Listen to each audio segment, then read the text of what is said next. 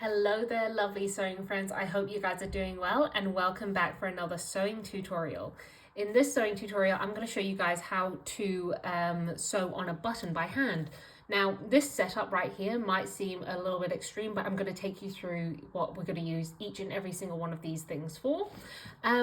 Because sewing is a life skill that I think everyone should learn how to do. And also it helps prolong the life of your garment. So let's get into it. I've got a strong polyester Gütermann thread here to use as my thread for sewing on our button. Any standard strong thread will do. I just prefer Gütermann as it is my go-to thread, and also it matches the color of my fabric that I'm going to be sewing with today.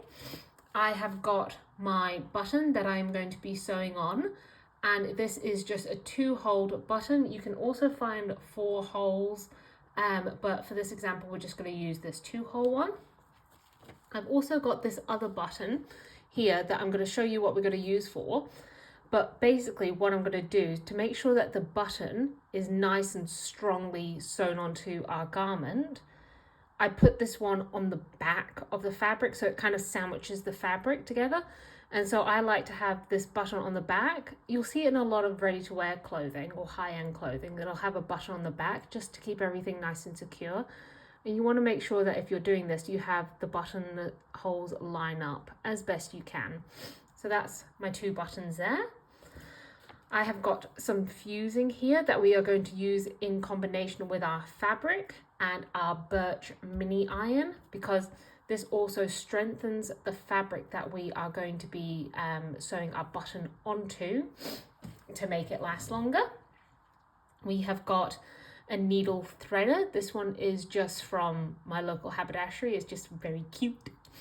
And we've got some birch household needles. Now, you may have seen me show you guys how I normally sew with sharps needles in my hemming sewing tutorial, but today we're going to try something different with our household needles.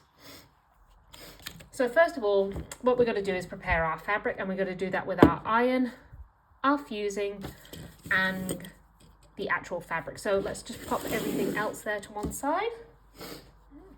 I'm going to pop down our ironing mat. This is a So Easy birch ironing mat. Just make sure that wherever you're ironing, you've got a good insulated backing. And also, look at this. I took off my nail polish and forgot my pinky nail. How silly is that? So I'm just going to plug in our iron. And the great thing about having a little mini iron like this, and see it's on, is that I can do these little sewing tutorials for you guys, and actually I can show you exactly how we're doing it in real time. So just gonna get my fabric. Ooh, iron is hot. Yep, very hot. Be careful. So I'm just gonna use my iron here to just iron out this piece of fabric.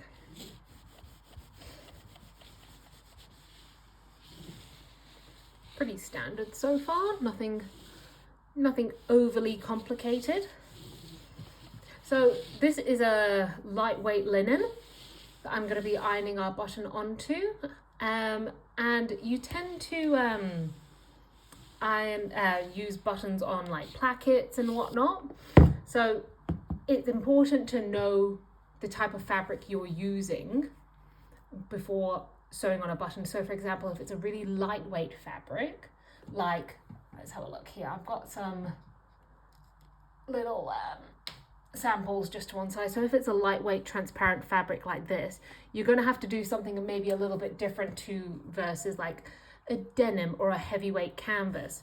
But most ready-to-wear garments that you would sew a button onto are more likely than not going to be like this lightweight fabric. So imagine like a shirt collar or the front of a shirt, or like the cuff of a shirt. So we're just going to do something very generic and basic. So after we've ironed our fabric nice and flat, what we're going to do is I'm going to show you guys just a nice little button sewn on there. So I'm going to get my fusing here. This is a really nice lightweight fusing that I'm going to be using. So a fusing is a piece of fabric with one glue adhesive side and one fabric side that we put onto our fabric like this. And what that's going to do is reinforce this fabric here. Now, the reason why this is important, especially on something like this, as in sewing a button on, is that where the button is placed is obviously going to correspond with a buttonhole. So there's going to be a lot of wear and tear in that specific area. So we need to reinforce it as best we can without overdoing it. So I've matched our light medium weight fabric with a light to medium weight fusing. Now with fusing, you put the glue side down onto the wrong side of our fabric. And in my personal experience, it's always best to use a pressing cloth in this scenario. But what I'm going to do is I'm just going to fold over that fabric again and use my mini iron. And what this does is that it melts the glue on that fusing to the fabric and reinforces that one particular area.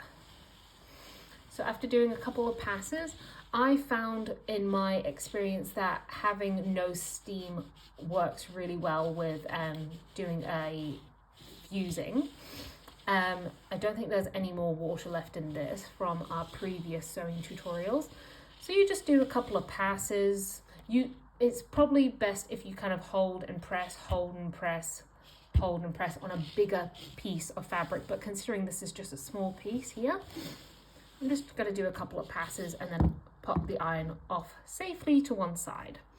And then as we open it, you'll be able to see the fabric has started to bond with that fabric. So this is my fusing, this is my fabric. We want it all completely to bond. So this is maybe where you would go in with a higher heat, but make sure not to put the iron at such a high heat that it actually damages the fabric. So for example, if you're using a polyester or something that can melt under high heat, you want to be very cautious of using a high temperature on your iron when using interfacing. Now, like I said before, this is an additional step.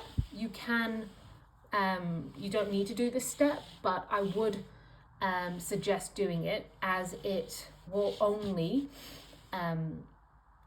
prolong the life of your garment and will prevent you from having to redo this buttonhole in a couple of years' time. So here we go. Hopefully that'll be enough. Maybe a little bit more down here. I think maybe if I just do a couple of passes without the pressing cloth, I reckon that'll do it. So there we go. We have our fusing bonded to our fabric, and I'm just gonna take the iron out of the plug socket so that it doesn't get left on, because God knows I would leave it on. So now we have our fabric with the fusing, and then so this will be the outside where we're going to sew our button. So when it comes to sewing our button, there's a couple of things we need to consider. First of all, I'm just going to grab a drink of water, so talk amongst yourselves. So here I'm using a Gutermann thread, nice and simple to use. And I'm just going to take it off this bobbin here. Now, I'm going to do a couple of, about, I would say like 30 centimeters or so. And then just use my snips to cut off that thread tail. Now, this is where it differentiates from other times you may be sewing with a needle and thread. So watch this. With our household needles, we're just going to grab a regular needle. I'm going to go with something like that. See? Now, you can use a needle threader, which is done like this. So you put it through the eye of the needle, then you put your thread tail through there, pull it through a little bit, and then on your needle like that. Because we are sewing on a button, and that is one kind of area that we're focusing on, it makes sense to have multiple thread tails when sewing instead of just one singular one. So what I'm going to do is I'm going to sew with a double thread here. So I'm going to pull the two tails together so that I have both of the thread tails at the end like that, and then I have two tails there. What you could do is do 2, 4, or even 6, as this means that you have to do less passes through the needle and thread. But for this scenario, I'm just going to do 2. I'm not going to knot the ends either. I find that the more thread tails you have, so like 4 or 6, it can get quite messy. You can do more thread tails if you are more advanced and you can control that many lengths of thread, but in this example I'm just going to use 2. So I'm going to pick up our fabric and we are going to anchor our thread. So I'm just going to bring you guys in a little bit closer now, and we can remove this ironing mat. So similar to what we did in our tutorial on hand stitching, what we're going to do is just going to simply anchor the thread. So I'm just going to pick a place in the middle of my fabric and just go under and out for about 1 millimeter or so, and then pull my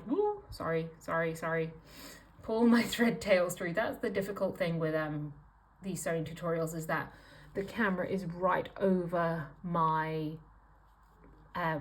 my sewing area here, so we're just going to be a little bit careful. Sometimes my glasses knock it, but we're just going to have our thread tails off to one side, and we're going to do that 1 or 2 more times. So we're just going under and back out there. So this will be my 3rd pass, and ideally you would be looping in the back layer of fabric there. So you can see here we have our threads here, and then we have the tail here. So now we can just neatly cut off that thread tail. So getting your button, we are going to thread it onto our thread tail. One thing you've got to keep in mind when sewing with multiple threads is that you want the tension. You can see here, well, you could have seen there, that one thread can become longer or shorter than the other. So just make sure that as you sew, both thread tails stay the same length. So I've just simply threaded on one side of my button, and now I'm just going to do the other by just going up and down. See, this is what I mean here. This is the threads going through at different points, so you just got to make sure that they stay nice and taut on both ends. So I've just done that, and then we kind of very roughly place it in the area that we want. And now we're going to go to the back of our fabric. So pulling that through, that button's going to stay nice and secure like so. Flipping over our fabric, we're now at the back. Now this is where that extra little button comes in handy. So you've got to do exactly the same. And thread the button, the smaller button. You'll find that on a lot of ready-to-wear clothes that this can be the case for when you inspect the buttons, but the back button is usually like a clear plastic, just for economical reasons, but I just had this coconut shell one here. So then as I go back through, I'm going to use my needle to find the whole opening of the button like that. And make sure your threads all stay nice in alignment. So here we have our back button on, and we have our front button on. So now it's just going to be a case of going back and forth using the tip of the needle to find the hole of the button. So you can see here, I'm just going through the fabric and then up on the other side of the button. And this is where having a double threaded needle comes in super handy, because I can just go up and down half the amount of times than if I was using a single threaded needle. So if I had 4 threads, it makes it a lot quicker. So if you're doing multiple passes on your button or multiple buttons on a sewing project, this comes out in very handy. And you can see here, I'm using that facing as like a stabilizer for the fabric on the wrong side. Oh, well, the wrong inner side of the fabric, but also the back layer of fabric.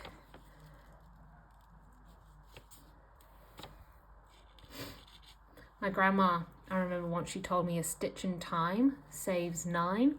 And basically what that means, if you save a button from falling off your garment just in time, then it saves you having to do 9 passes of that button and with that length of thread.